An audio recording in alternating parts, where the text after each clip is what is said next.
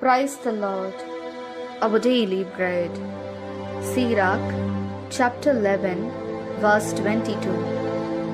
The Lord's blessing is part of the godly person's wages, and God's good pleasure causes a person to flourish very quickly.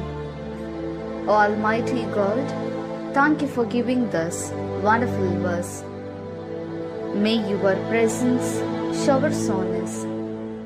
O Lord, what comes to a person when he walks in your ways and keep your commandments and ordinances is your immeasurable blessing. It does not stop with him, and the family will be blessed from generation to generation. So God, bless us to live a good life by fearing you and avoiding sin. We ask this in the precious name of our Lord Jesus Christ. Amen. அன்றாட உணவு. சீராக் அதிகாரம் 11 இறைவார்த்தை 22.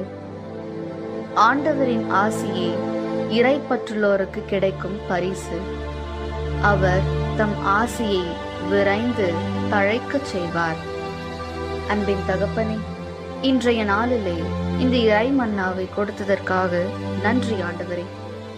இறைவா, ஒருவர் உமது வழிகளில் நடந்து உமது கட்டளைகளையும் நெறிமுறைகளையும் கடைபிடிக்கும் போது அவருக்கு கிடைப்பது உமது அளவற்ற ஆசீரே.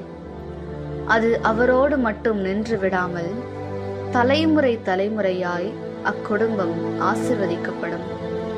எனவே இறைவா, இறைப்பற்றுடன் உமக்கு அஞ்சி பாவத்தை விட்டு விலகி நல்வாழ்வு வாழ எங்களை ஆசிர்வதியும். ஆமீன். அன்னன்னுள்ள போஜனம். பிரபாஷகன் 11 அத்தியாயம் 22 வாக்கியம்.